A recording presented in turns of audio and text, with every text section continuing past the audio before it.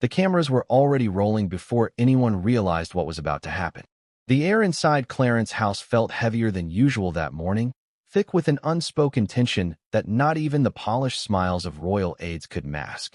For decades, Britain had known him as the steady hand, the quiet strength, the man destined to lead them into a new era. But in one sentence, Prince William shattered 1,000 years of royal expectation. Before we continue, please hit the like button, subscribe to the channel, and turn on the notification bell for updates. I am resigning. The words hung in the air, heavy and disbelieving. Journalists froze mid-note, microphones lowered in shock. Even the seasoned royal correspondents, the ones who'd seen scandals, divorces, and abdications, looked paralyzed. What did he mean, resigning? A prince cannot resign. There is no HR department in the monarchy. And yet, there he stood, unshaken, staring directly into the cameras as if daring the world to question him. For a nation raised on fairy tales of crowns and duty, it felt like betrayal. For William, it was liberation. But what could drive the future King of England to renounce the very destiny he'd been born into? Was it exhaustion? Pressure? Or something darker? A truth buried so deep inside the palace walls that stepping down was the only way to escape it? That's what this story is really about. Not just a man walking away from power, but the invisible chains that held him there for years. The quiet wars fought behind palace doors. The father-son feud that pushed him to the brink. And the secret file, codenamed Project Freedom, that would expose everything. The United Kingdom didn't wake up that morning expecting a royal earthquake. But within hours, streets that were once filled with pride turned into arenas of disbelief. Headlines screamed betrayal. William quits the crown. Monarchy in crisis. King Charles blindsided by son's shock move. No one had prepared for this moment. Not the royal family, not Parliament, not even Catherine, and perhaps not even William himself. Because sometimes, when a man is pushed too far, he doesn't explode, he simply walks away. And when that man happens to be the heir to the British throne, his silence is louder than any rebellion. Imagine it. Decades of public service. Every handshake, every photo op, every forced smile, all leading to one single, defiant moment of truth. You could almost see the pain behind his eyes as he spoke. A man torn between two identities, the future king the world expected and the father and husband he wanted to be. For years, royal insiders whispered that William was different, that he wasn't built for the same cold, calculated machinery that defined the monarchy. He was empathetic, too honest, too human. And in a system that demands perfection, humanity can be dangerous. But no one thought he'd ever do this. Let's rewind, because to understand this moment, we need to go back. Back to the quiet warning signs everyone ignored. The subtle moments that hinted something wasn't right. His growing distance from the palace staff. His avoidance of certain public duties. His refusal to attend key royal meetings under health-related excuses. It was all there, hidden in plain sight. And then came the spark that set it all off. Some say it began with a phone call. Others say it was a confrontation inside Buckingham Palace that escalated behind closed doors. But the result was the same, a breaking point. A moment so personal, so painful, that it would fracture the royal family in a way no scandal ever could. But before we get there, let's talk about why this matters, not just to the monarchy, but to every person who's ever felt trapped by expectation. Because this isn't just a royal story. It's a human one. Think about it. What happens when you're born into a life you didn't choose? When the weight of an entire nation rests on your shoulders before you even understand what duty means. For William, it wasn't just about wearing a crown. It was about inheriting a system that demanded loyalty at the cost of individuality. A system that turned people into symbols, love into protocol, and emotion into scandal. He tried to play by the rules. He really did. He endured years of training, of press scrutiny, of endless speeches about unity and modern monarchy. He married the perfect woman, raised the perfect family, and smiled for the cameras even when his world was falling apart behind them. But no one can wear a mask forever. And behind the palace gates, the truth was unraveling. Sources close to the family had whispered for months about tension between father and son. That William was becoming increasingly frustrated with the way King Charles handled both royal image and private matters. That he felt ignored, undermined, even manipulated. One insider claimed William once said, "It's like I'm a puppet in my own life." Strong words from a man raised to represent stoicism itself. There were heated arguments about modernization, about the future of the monarchy, about whether the crown was truly worth the sacrifice it demanded. But it wasn't just politics. It was personal. Father and son had long carried the emotional scars of Diana's death. Her memory lingered in every decision, every expectation, every unspoken rule. Charles, ever the pragmatic monarch. William, the emotional protector. Their visions of duty clashed like thunderclouds. And when lightning struck, the storm was inevitable. People forget that royalty is still family, flawed, fragile, and human. Behind those gold-trimmed curtains are people who cry, argue, and sometimes break. And William, the very embodiment of composure, finally broke. In the weeks leading up to the announcement, aides described him as distant, almost ghost-like. He canceled appearances. He spent long hours in his private study. Even Catherine, ever graceful, appeared strained at recent events. Something was wrong, but no one dared ask. Until it was too late. There's a rumor, and while we can't confirm it, it's too powerful to ignore, that the final straw came from within the royal household itself. A betrayal. Someone close to William reportedly leaked private communications to the press, exposing confidential plans he'd been quietly developing. Those who saw the documents say they were shocking, not because of scandal, but because of what they represented. A plan to leave. The file, labeled Project Freedom, was William's blueprint for escape, an idea he'd been quietly crafting for months. Not a rebellion, but a release. A way to protect his family from a life of suffocating scrutiny. A way to end the cycle of pain that destroyed his mother, fractured his brother, and now threatened to consume him. When that file was discovered, chaos erupted behind palace walls. Arguments, panic, accusations.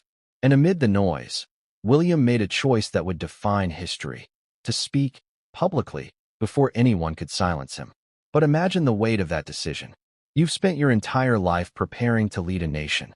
Every day is scripted, every word monitored. And suddenly, you decide to step off the path, not quietly, but in front of the world. The courage it took to defy tradition like that, it wasn't rebellion. It was survival. And yet, the aftermath was immediate. The British public was torn in two. Some praised his honesty, calling him brave for choosing authenticity over obligation. Others were furious, accusing him of abandoning his duty, betraying the Queen's legacy, and destabilizing the monarchy during one of its most fragile moments. Social media erupted. William the Weak, some called him. Others called him the people's son. But beneath the noise, one truth remained clear: this wasn't about weakness. It was about breaking free. And the one person who knew him best, Catherine, had seen this coming long before anyone else did. Those close to her say she had begged him to take a step back months earlier. She'd seen the toll it was taking, the sleepless nights, the tension, the hollow look in his eyes during royal engagements. "You're not a machine," she reportedly told him. "You're my husband, and you're breaking." But William, ever the stoic heir, kept pushing forward. Until he couldn't. The day of the announcement, palace staff described an eerie silence. The corridors were empty. Guards avoided eye contact. Even the birds outside the courtyard seemed to quiet. Something monumental was about to happen, something that would echo through history. And when William stepped up to that podium, his voice steady but heavy with emotion, the world stopped. After long reflection and deep personal struggle, he began, "I have decided to step down from my royal duties indefinitely." Then came the bombshell. "I am resigning." The crowd gasped. Cameras flashed. Every word he spoke after that was drowned by the sound of 1,000 questions. Was this allowed? Could a prince even do that? What would happen to the line of succession? But William didn't flinch. He spoke with conviction, with pain, with honesty, words that sounded less like a statement and more like a cry for peace. And then he turned and walked away. For a man raised to always smile, that simple act of walking away felt more powerful than any royal decree. It wasn't just a resignation. It was a declaration that even in the world's most rigid institution, the heart still matters. But not everyone saw it that way. Inside Buckingham Palace, chaos erupted. King Charles, reportedly blindsided, demanded an emergency meeting. Advisors scrambled to contain the damage. Meanwhile, The press tore through every possible theory, from marital troubles to mental health concerns to secret government involvement. Theories multiplied faster than answers. And that's where our investigation begins.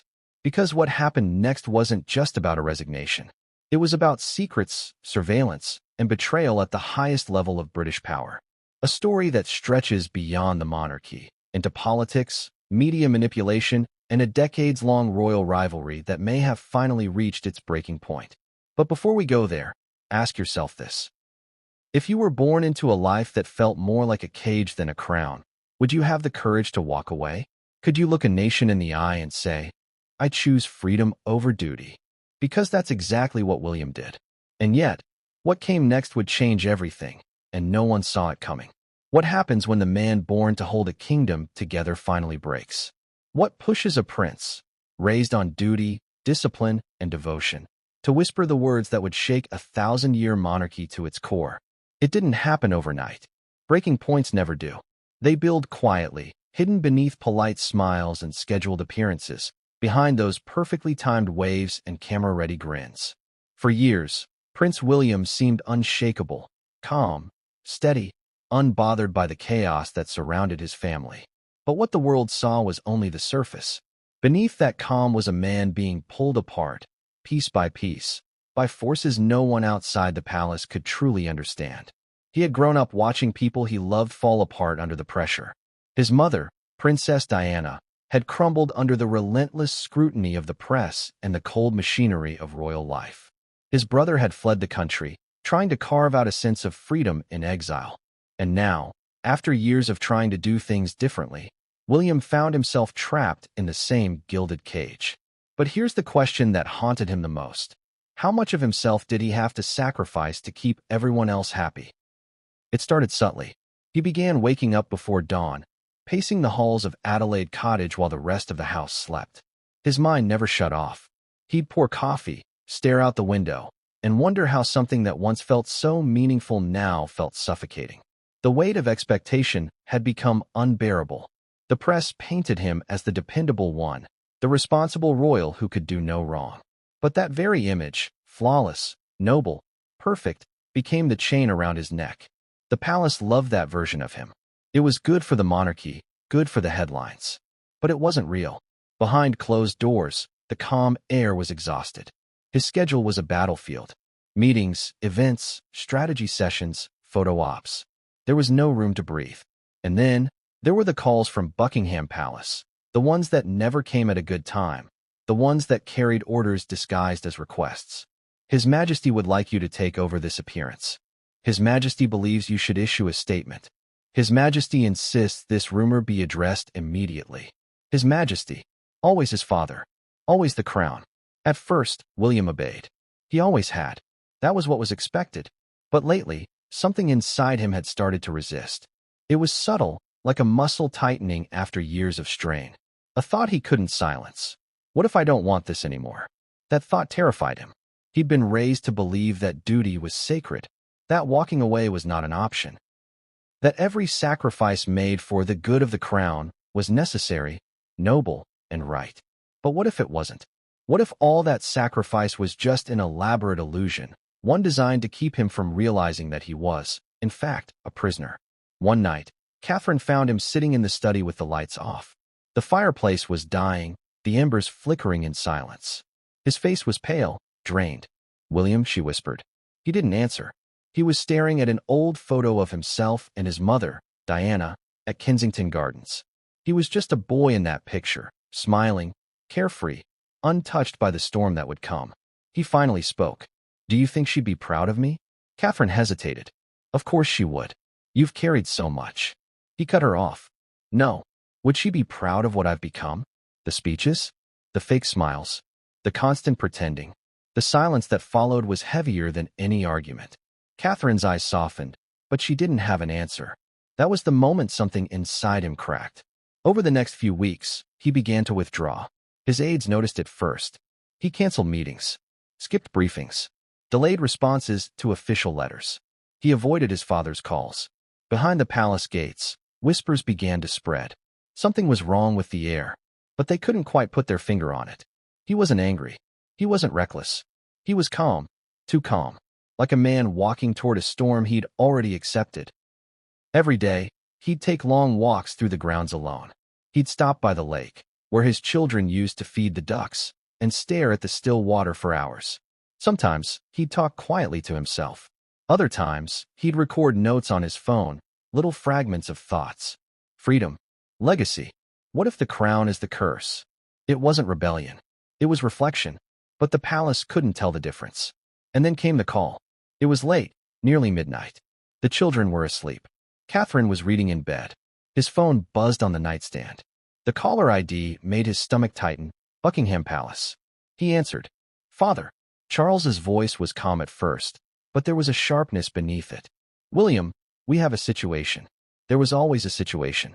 A newspaper was preparing to publish another story. Something about the monarchy's finances, mismanagement, public backlash. Nothing new. But this time, the story had William's name in it. A source close to the palace claimed that William had refused to participate in a major charitable initiative that his father was personally backing. It made him look arrogant, detached, even ungrateful. Charles wanted damage control. You'll make a statement tomorrow. You'll express your full support for the project. Do you understand? William rubbed his temple. I didn't refuse anything. I said I needed time. I don't care how it's spun, Charles said sharply. We can't afford division. The optics must be perfect. That word, optics, made something inside William snap.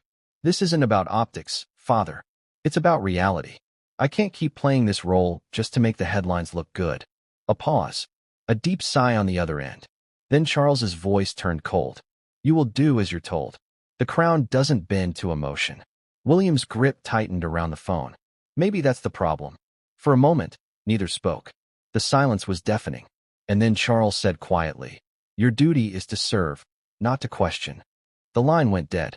William sat there for a long time, staring at the black screen of his phone, his reflection faintly visible in the glass. For years, he had obeyed. For years, he had silenced his doubts in the name of duty.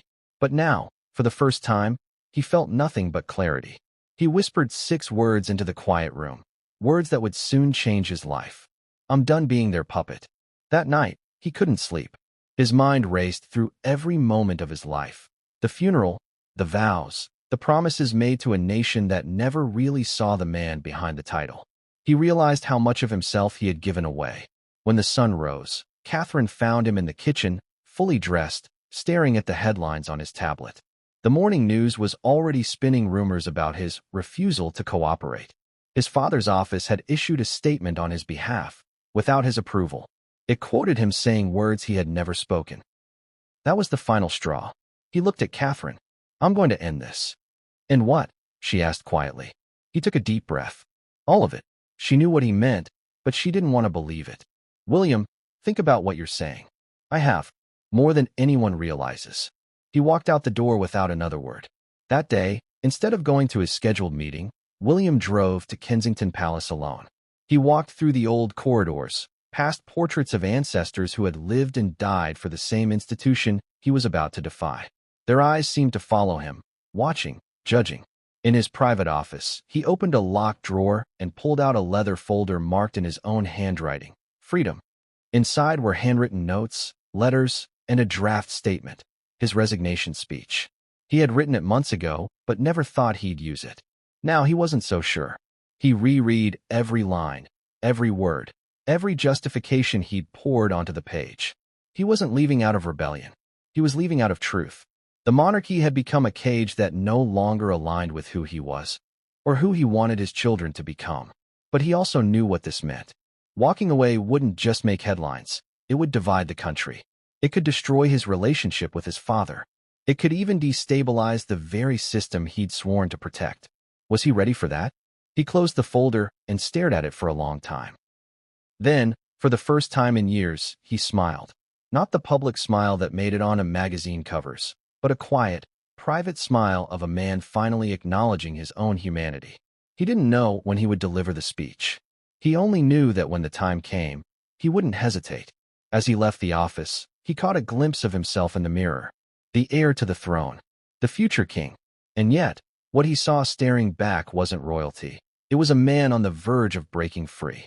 What he didn't realize was that his decision to write that speech would soon become the most dangerous secret in the palace. Someone would find out. Someone would betray him. And once they did, there would be no going back. Because when the heir starts planning an escape, the crown starts plotting to stop him. And what came next would test every ounce of his resolve. The next phone call wouldn't come from a journalist or a friend. It would come from the king himself. And that conversation, cold, commanding, and unforgettable, would push William past his breaking point. The phone rang just after dawn. The sound cut through the silence of the royal residence like a warning bell, sharp and relentless. William didn't answer at first. He just stared at it, the device glowing faintly on his desk. For a moment, he thought about letting it ring out, pretending not to hear it, pretending to be asleep. But he knew better. There was only one person who called this early. He exhaled slowly, pressed the green icon, and lifted the phone to his ear. "Father." "William." The king's voice was clipped, formal, and edged with the cold authority of a man used to being obeyed. "I trust you've seen the news this morning." "Yes." "Then you know the damage you've caused." The accusation came like a slap. William turned toward the window, sunlight filtering through the curtains, a perfect morning that felt completely wrong. "I didn't cause anything. I said nothing. I issued no statement." Charles didn't pause. "You caused it by your silence." "The monarchy doesn't survive silence, William. It survives control. Consistency. You were supposed to attend yesterday's engagement. Instead, you vanished. I needed space." "Space?" The king scoffed. "You think you have that luxury? You are the Prince of Wales.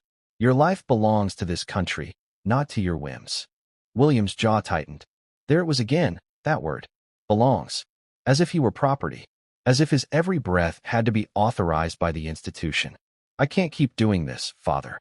"Oh, spare me," Charles snapped. "You sound like your brother. You both seem to think that this is some sort of prison. It's a privilege, William. A sacred duty. And you are throwing it away with this childish defiance." For a moment, William said nothing. His pulse thudded in his ears. "It's not childish to want to be human," he said finally. "Human," Charles repeated, his tone dripping with disbelief. "Do you think your mother wanted to be human when she dragged this family into chaos with her emotions? That's not what we do. We endure. We lead. We stay silent." There it was, the shadow of Diana, still haunting every conversation between father and son. The wound neither of them had ever healed. William clenched his fist.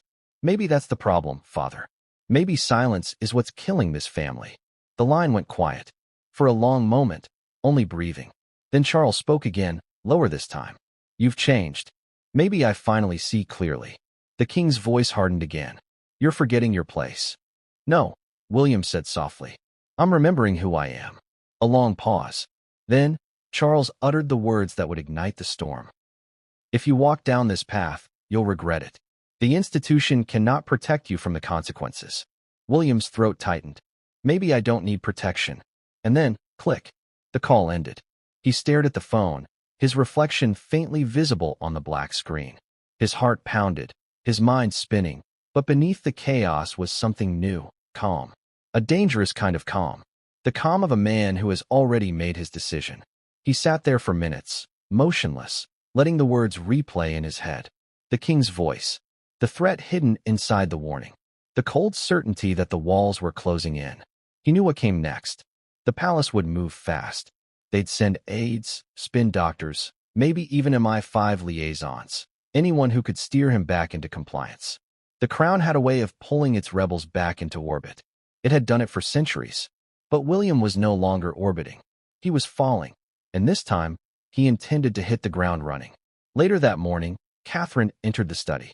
Her face was pale, her eyes red. She'd heard the raised voices through the door. Was it him again?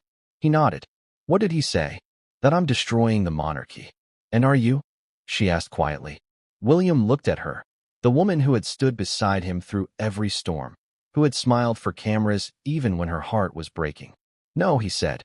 "I'm saving myself from it." She crossed her arms, staring at him with equal parts fear and admiration. "Do you really mean to go through with it?" He hesitated. "I think I already have." In the days that followed, things escalated faster than he imagined. The palace issued another clarification statement, one he hadn't approved. It described him as fully committed to his royal duties and in total agreement with His Majesty the King. Every word was a lie. He was being erased in real time, rewritten by an institution that couldn't afford to lose control. Aides began showing up uninvited. Advisors filled the corridors.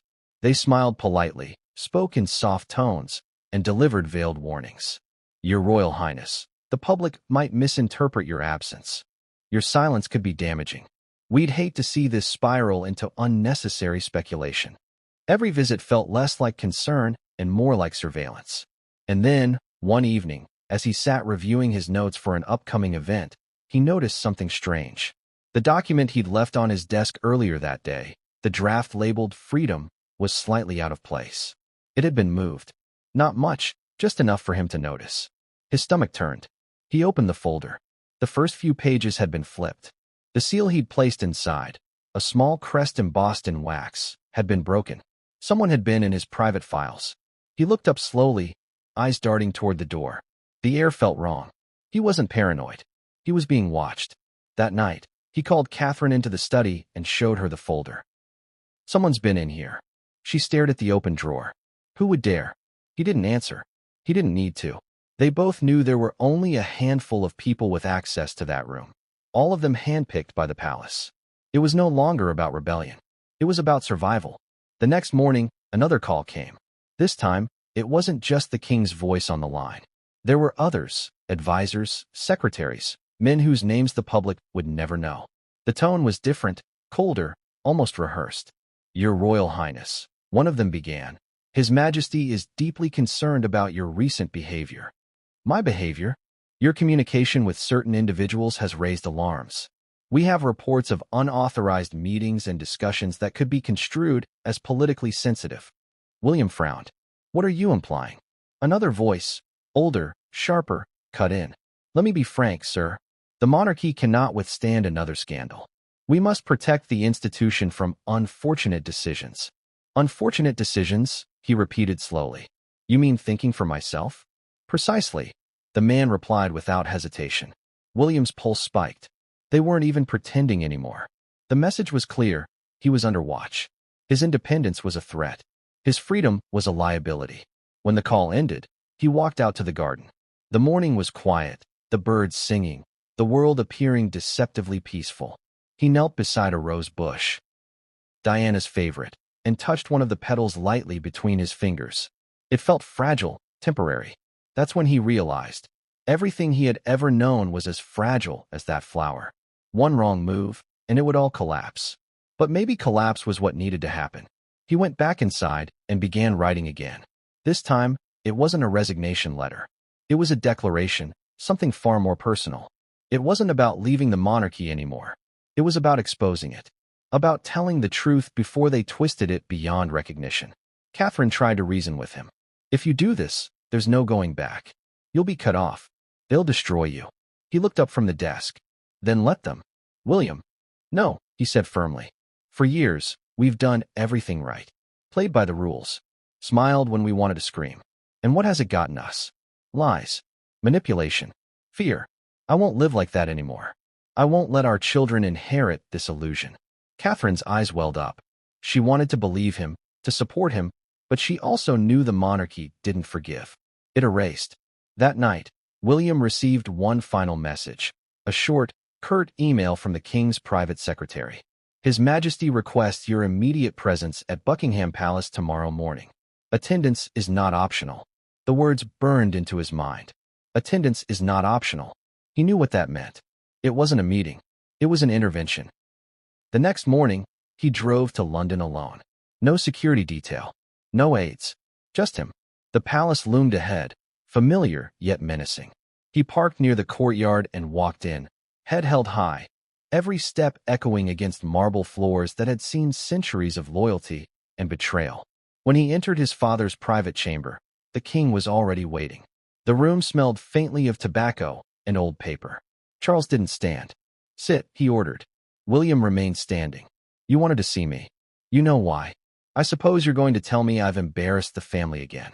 No, the king said, his eyes narrowing. You've endangered it. William met his gaze. By telling the truth? by defying the order of things. Charles rose slowly, walking toward him. You think the monarchy survives on honesty?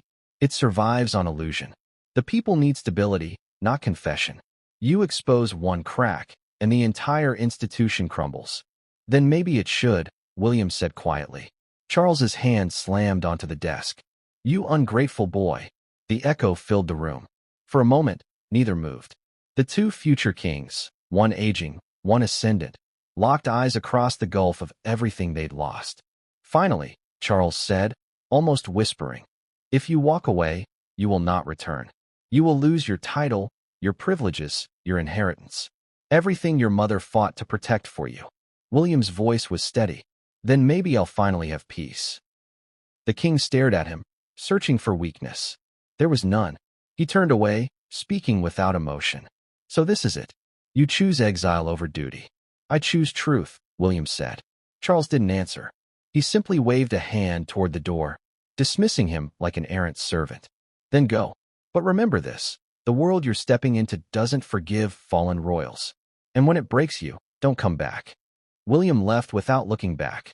The heavy doors closed behind him with a final, echoing thud. Outside, the London sky had darkened. Rain began to fall, thin and cold. He didn't run for cover. He let it soak him, each drop washing away another layer of expectation. But as he walked toward his car, something caught his eye. A man standing across the street, watching him. Dark coat, no umbrella, earpiece glinting in the rain. MI5. So it had begun. The surveillance, the intimidation, the silent war. He got into the car, started the engine, and whispered under his breath, I'm not afraid. But as the car pulled away, he couldn't shake the feeling that something had already been set in motion, something irreversible. Because that conversation hadn't ended with words. It had ended with a signal. And within days, Buckingham Palace would begin to strike back, using every tool it had. What William didn't know yet was that his own plan, Project Freedom, had already been compromised. Someone close to him had betrayed him. And the next person to find out would be Catherine. It began as whispers, soft, uncertain, easily dismissed. But whispers have a way of growing louder when they're ignored. Catherine had always been the calm one, the quiet force behind William's public poise. She was the one who kept the children's routines steady, who smiled even when her heart trembled, who knew that the crown's weight was never meant for one person alone. But lately, even she had started to crack. Every night, the same scene repeated itself. She'd wake in the dark to find the other side of the bed empty, the sheets cold. She'd walk through the halls of their home at Windsor, following the faint light leaking from William's study. And there he'd be, sitting at his desk, papers scattered everywhere, eyes hollow from sleeplessness. At first, she'd simply place a hand on his shoulder. He'd always say the same thing. Just thinking, darling. Go back to bed. But she could see it. The strain. The haunted look in his eyes that never quite went away. And that's when the fear began to grow. Not the public kind. The kind that makes headlines and tabloids salivate. This was private fear. The kind that eats you from the inside out. She feared she was losing him. To the crown. To the conflict. To himself. He had stopped laughing. He had stopped playing with the kids in the garden. The man who used to find joy in the smallest moments, a football match, a shared joke, a walk by the river, had turned into a shadow of duty. And Catherine, who had endured everything from paparazzi stalking to public dissection of her every outfit, could endure that. But what she couldn't endure was watching the man she loved dissolve right in front of her. One night, as the clock struck 2 a.m., she approached him again. The room was dim, lit only by the flicker of a desk lamp. His laptop screen glowed pale blue, reflecting off his face. William, she whispered, her voice barely a breath. He didn't look up. You haven't slept in 3 nights. I'm fine. No, you're not. Finally, he met her eyes, and what she saw made her stomach twist. It wasn't anger or sadness. It was distance. The kind that comes when someone's already halfway out the door, even if their body hasn't moved yet. Talk to me, she pleaded. Please. He hesitated, then closed his laptop. I can't keep doing this, Kate. Not like this. She knew what he meant. You don't have to decide anything now. It's already decided, he said quietly. They'll never let me live my life. They'll control every word, every smile, every thought. I can't raise our children in that world. Then what are you saying? I'm saying I need to get us out. The words hit her like a wave. Out? Out of what, William? The whole thing. The system. The monarchy. She froze. For a moment, she thought he was joking. But there was no humor in his eyes. Do you understand what you're saying? She asked, her voice trembling. He nodded. Perfectly. Do you think they'll just let you walk away? Do you think your father will stand by while his heir abandons the crown? He didn't answer. His silence was the answer. That was when the fear became something else. Not just worry, but dread. Because Catherine knew better than anyone how deep the monarchy's power ran. It wasn't just a family.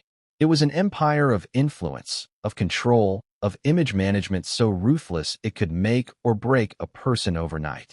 And if William defied it, they wouldn't destroy him through violence. They'd do it through narrative. They'd rewrite him as unstable, ungrateful, dangerous. They'd twist the truth until even the public turned against him. Catherine had seen it before. It happened to Diana. And she wouldn't, let history repeat itself. The next morning, she did something she'd never done before. She went into his private study while he was out meeting an old military friend. She told herself it was just to tidy up, to make sense of the clutter. But deep down, she knew she was looking for something else. The desk drawers were locked. William had always been private about his notes, but recently, he'd started double-locking them. That alone made her pulse quicken. She found the small brass key taped under the drawer handle. The same way he'd hidden things back when they were newlyweds, playful secrets, little gestures of trust. But this wasn't playful anymore. The lock clicked open. Inside was a leather-bound folder marked in his handwriting, Project Freedom. Her hands trembled as she opened it. Inside were pages of notes, lists, and what looked like an early draft of a speech. It wasn't angry or rebellious. It was measured, thoughtful, but final. It detailed his intention to step away from royal duties indefinitely, to prioritize family and mental health over institutional expectation. But what stopped her heart was the second section, Phase 2. It wasn't just about resignation. It was a plan to leave the country, to relocate. There were mentions of private properties, contacts abroad, and encrypted communications with advisors outside the royal circle. She felt her knees weaken. William wasn't just planning to leave the monarchy. He was planning to disappear from it entirely. For a long moment, she couldn't breathe. The sound of her pulse filled her ears. She sank into the chair, the papers trembling in her hands. What terrified her most wasn't his decision. It was how long he'd been preparing for it. She'd thought this was recent. But these documents went back months. Maybe longer. Had he been hiding this from her? Or was he protecting her? Her eyes blurred with tears as she flipped through the pages. The deeper she read, the more she realized how much thought he'd put into it. Security contingencies, media strategies, plans for the children's education abroad. He'd even written about how Catherine might face backlash and how he'd take full responsibility publicly. That broke her. He wasn't trying to abandon her. He was trying to shield her. Still, the fear didn't go away. Because if she could find this folder, someone else could too. She closed it quickly, locked it back in the drawer, and hid the key again. Her hands shook as she leaned against the desk, staring into nothing. A sound startled her, footsteps in the hallway. She turned just as the door opened. William stood there, silent, watching her. "Kate," he said softly, "what are you doing?" She froze. There was no point lying. "I saw it," she said. He didn't ask what. He already knew. For a moment, the room was heavy with everything they didn't say. Then he stepped closer. "You weren't supposed to find that yet. Yet. I wanted to tell you when I was sure. When it was safe." "Safe?" she repeated. "William, nothing about this is safe. They'll come after you. After us." He ran a hand through his hair, exhausted. "It's already too late for safe." Her voice broke. "Then what do we do?" He looked at her with something between love and determination. "We do what they never expect. We leave before they can stop us." Her instinct screamed against it. The public, the family, the chaos. But beneath the fear, she felt something else, a flicker of understanding. Because deep down, she'd wanted the same thing for years. A life beyond the palace walls. A life where her children could be children, not symbols. Still, the timing terrified her. "You can't just vanish, William. The press will eat us alive." "Then let them," he said. "Let them choke on their own lies. I'm done feeding them." But she saw it then, the look in his eyes. The defiance that was growing darker by the day. This wasn't just fatigue anymore. It was resolve. And that's when she made a silent vow.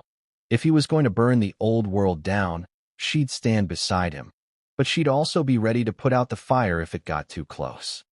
It arrived on a Sunday morning, a day meant for calm, for routine, for pretending everything was fine. The sunlight spilled gently across Windsor's lawns, and for a few fleeting moments, everything looked normal. But appearances, especially royal ones, are deceptive. William was in his study again, coffee untouched, staring at the folder Catherine had found. Project Freedom. 2 simple words that had now become the most dangerous secret in Britain. He knew what it meant, and he knew what it risked. But what he didn't know yet was that the plan had already slipped beyond his control. That morning, Catherine walked in holding a tablet. Her expression was pale, serious. "You need to see this." William looked up slowly. "What is it?" She hesitated before speaking. "Someone sent this anonymously. No name, no subject line, just a video." He frowned. "Play it." The screen flickered to life. The footage was grainy, shot on a phone. But there was no mistaking the setting. It was his private office at Kensington Palace. The same one where he'd kept his notes, his plans, and that single folder marked Freedom. The video showed a figure, gloved hands, black coat, rifling through his drawer. Then, a close-up, the folder being opened, pages photographed, scanned, and then the final frame. The file closed, placed back exactly as he'd left it. The screen went dark. Catherine's voice was barely a whisper. "They've been inside the house, William." He sat back slowly, staring at the blank screen, every muscle in his body tightening. "How long?" "I don't know," she said. "But whoever sent this, they wanted us to know." The implications hit him like a wave. If someone had filmed the breach, it meant there were factions, not just enemies watching, but maybe allies within the system. Someone who disagreed with the monarchy's surveillance. Someone feeding him proof. He exhaled shakily. "It's begun." Catherine met his eyes. "You have to shut it down." He shook his head. "No, it's too late for that." "What do you mean, too late?" "I mean it's already in motion." She blinked, confused. "What is?"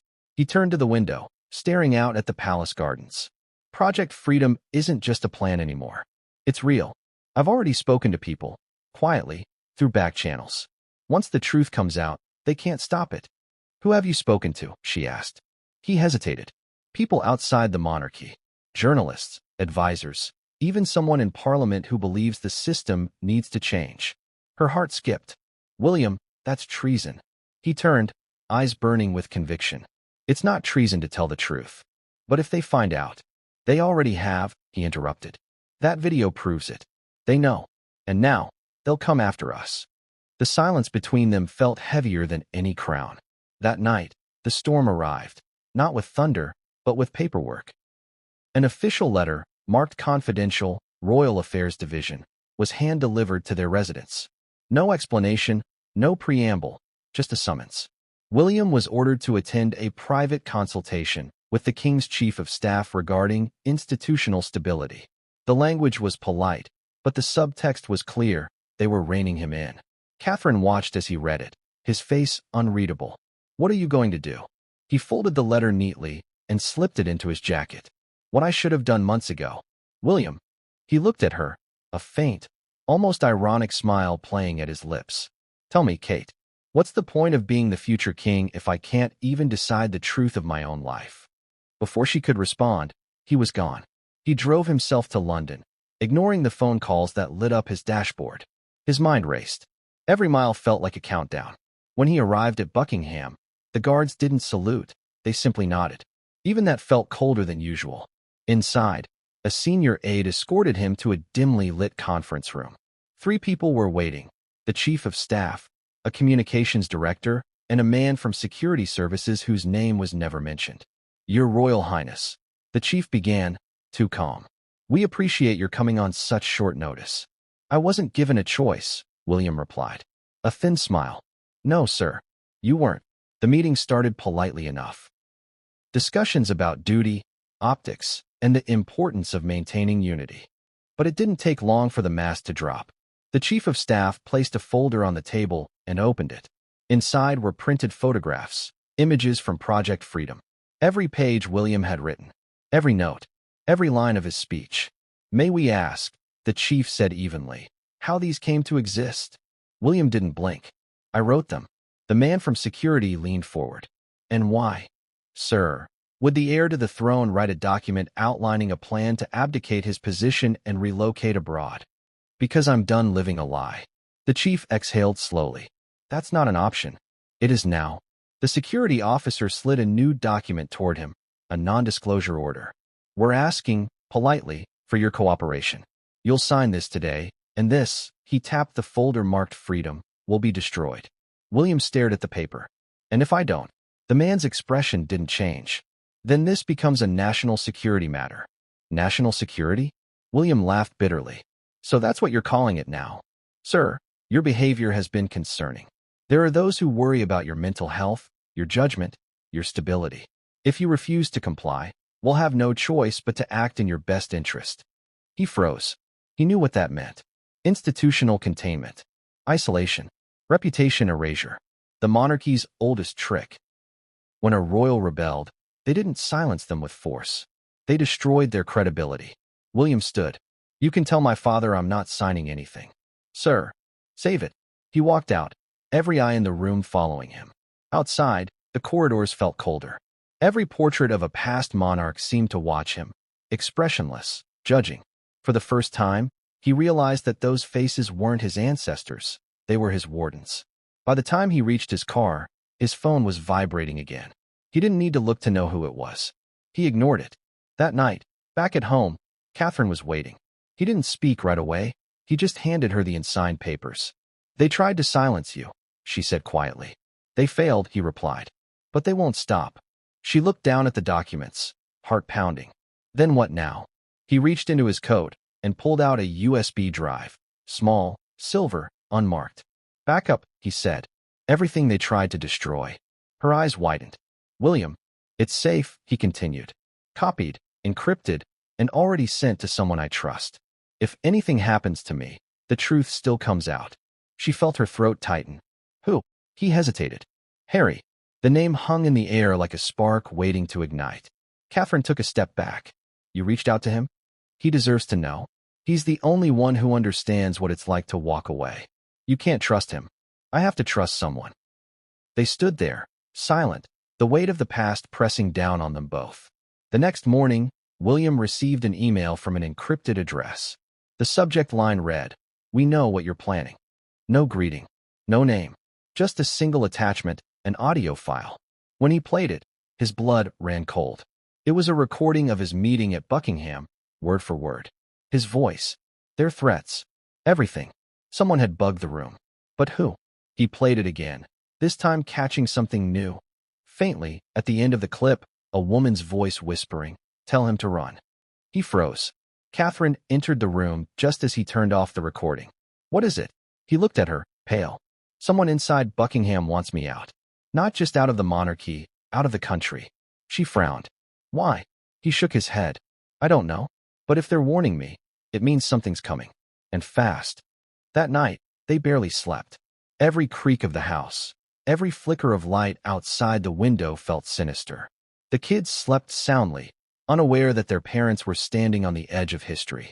At dawn, William looked out at the rising sun and whispered to himself, Freedom has a price. Catherine came up beside him. And what if it costs everything? He turned to her. Then it's worth it. But as they stood there, unaware, a black SUV was already pulling into the estate's service road. Two figures stepped out. One from royal security, the other carrying a sealed folder stamped with the king's insignia. Inside that folder was an order that would change everything. It wasn't a request. It was an ultimatum. And by the time William opened it, there would be no turning back. Because the palace wasn't just watching anymore. It was moving in. Every empire falls the same way, not from the outside, but from within.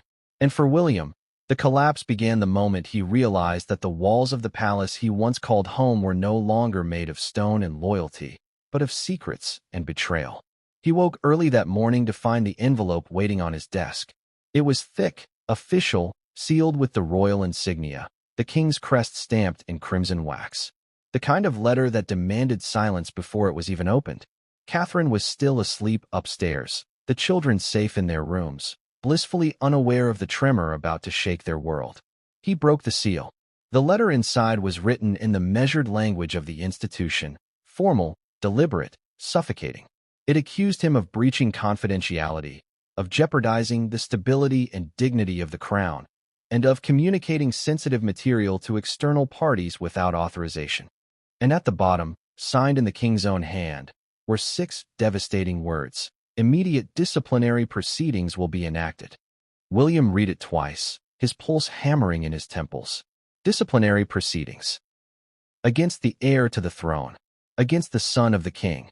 It was more than punishment. It was humiliation. The monarchy was turning on him. But that wasn't what broke him. What broke him was the second page, a list of verified witnesses and cooperating staff. The first name on the list stopped him cold. Oliver Reedman, private aide to the Prince of Wales. Oliver had been with him for nearly a decade. Trusted, loyal, discreet. He'd been there through every crisis, from the early years of fatherhood to the delicate navigation of royal politics. He'd held the family's confidence, guarded their privacy, and promised to protect their secrets with his life. And now, his name sat at the top of the betrayal list. William felt a strange stillness wash over him. Not rage, not disbelief, just quiet devastation. The kind of pain that comes when you realize the enemy isn't the monster outside your gate, but the hand that used to help you open it. He walked to the window, staring out across the frost-tipped gardens. The palace had always been a symbol of power. Now it looked more like a cage. That's when the knock came. 3 quiet raps on the door. Measured. Hesitant. He turned slowly. Come in. The door opened, and there stood Oliver. He looked pale, nervous, his uniform crisp, but his hands trembling slightly. Your Royal Highness, he began softly. May I speak with you? William didn't answer right away. He studied the man, the face he'd trusted for years. You already have, he said finally. On record. Oliver froze. His lips parted, but no words came out. I saw the letter. William continued, his tone calm, but razor sharp. You cooperated with the investigation. It wasn't. Oliver started, but William cut him off. Don't lie to me. Oliver lowered his gaze. They came to me, sir. They already had the files. They said if I didn't confirm they existed, they'd make it look like I leaked them myself. William stared. So you gave them what they wanted. I tried to protect you. Oliver insisted. I told them you were under pressure, that you needed time, that you weren't. That I wasn't what? William's voice was low now, controlled, but dangerous. Oliver swallowed hard. That you weren't stable. The words hit like a punch. For a long moment, neither of them spoke. The only sound was the faint ticking of the grandfather clock in the corner, steady, merciless. William stepped closer, his voice barely above a whisper. Do you have any idea what that means? What they'll do with that? Tears glistened in Oliver's eyes. I didn't know what else to do. They threatened my family. William wanted to scream, to rage, to demand answers.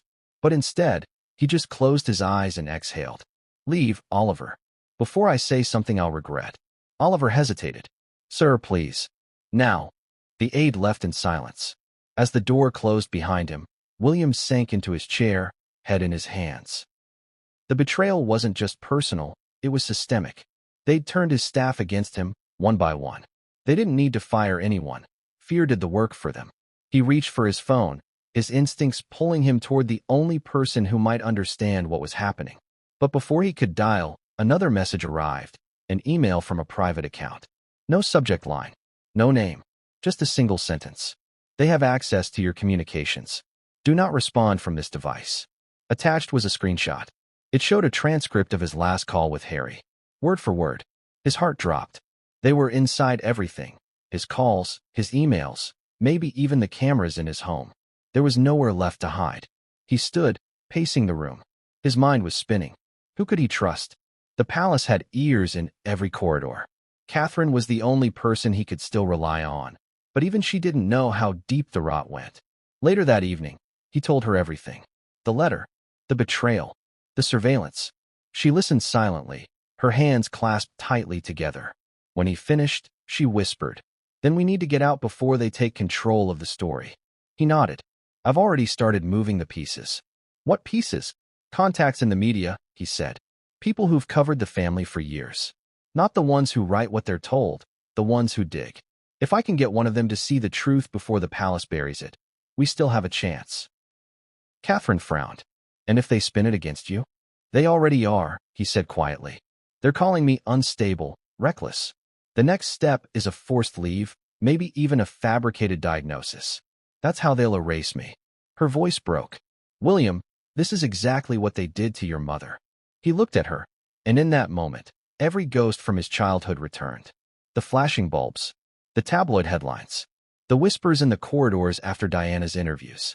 He'd been too young to understand back then, but he understood now. The monarchy never killed its problems. It buried them in reputation. That night, while the world slept, William went into his study and opened a new document on his encrypted laptop. He titled it Statement to the People. It wasn't an act of rebellion anymore. It was confession, a declaration. He began to write. For hours, his fingers moved without pause. Every sentence poured from him like water breaking through a dam. He wrote about duty and humanity, about the toll of expectation, about the lie of perfection that the monarchy forced upon its heirs. He wrote about the surveillance, the manipulation, the betrayal. And when he was done, he saved it, not to his device, but to a secure server overseas. Then he wrote one final line. If you are reading this, they have silenced me. He closed the laptop, leaned back, and felt something he hadn't felt in months, clarity. But clarity has a cost. The next morning, Catherine burst into his study, breathless, holding her phone. It's out. He frowned. What is? The press. They're saying you've been placed under review for erratic behavior. He grabbed the phone. The headline made his blood run cold. Buckingham Palace sources confirm. Prince William under psychological evaluation. They were moving faster than he thought. The smear campaign had begun. He dropped the phone onto the desk, his hands shaking. They're not just trying to silence me. They're trying to make me disappear. Catherine's eyes filled with tears. We have to leave now. But it was already too late. Outside the window, 2 black cars had pulled up near the gates. Men in plain suits stepped out. Not paparazzi, not staff.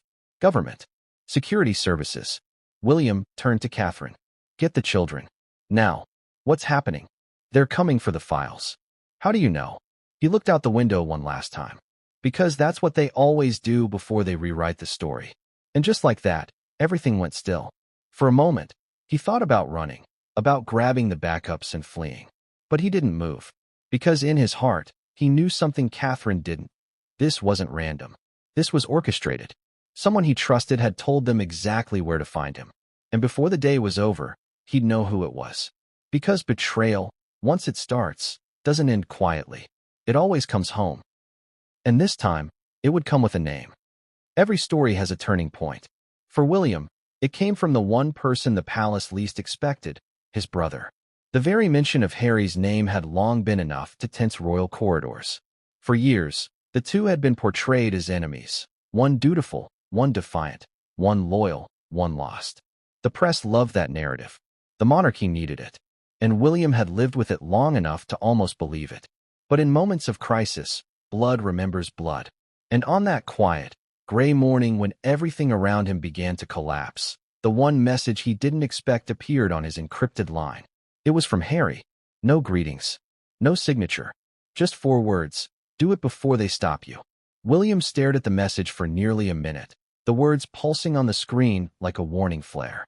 He felt something stir, a memory of 2 boys who once promised they'd protect each other against the world.